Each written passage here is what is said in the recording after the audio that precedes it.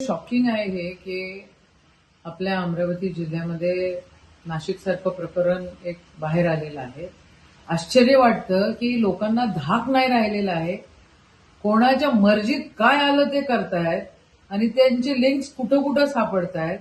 म्हणजे परतवाड्याचं प्रकरण असो किंवा नाशिकचं प्रकरणाचं तर मला दिसलंच काय आहे ते. त्याची बायको गायब होऊन जाते, पोलिसांना दिसत नाहीये. त्याचा मुलगा खराबचा गायब होऊन जातो, पोलिसांना दिसत नाहीये. परतवाड्यासारख्या शहरामध्ये ह्या भानगडी होत आहेत, दिसत नाही. खुफिया करते काय आहे? होम मिनिस्ट्रीचं धाक नाहीये. म्हणजे मुख्यमंत्र्यांनी त्यांचे सोर्सेस अजून वाढवण्याची गरज आहे. या कोणत्याही गोष्टीमध्ये धर्म आणण्यापेक्षा खऱ्या अर्थानं होम मिनिस्ट्रीनी त्या ठिकाणी लक्ष देऊन काम करण्याची गरज आहे, असं माझं मत आहे. अतिशय घृणास्पद, अतिशय दुःख वाटणाऱ्या, अतिशय चीड येणाऱ्या गोष्टी आपल्या पुरोगामी महाराष्ट्रामध्ये होत आहेत.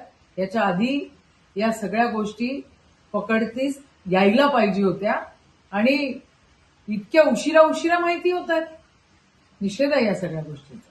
सायबर डिपार्टमेंट करतं काय आहे? सगळे व्हिडिओ व्हायरल होत आहेत मुलींच्या सकट. म्हणजे मला तर राग त्या मुलींचा पण येतोय, त्या बायांचा पण येतोय की त्यांना अकला नाहीये, त्यांना समजत नाहीये काय होत आहे ते, स्वतःचं संरक्षण करू शकत नाहीये. त्या अशा कशा, म्हणजे हवी अशा कशा पडतात? काय अक्कल घाण ठेवलेलं आहे काय?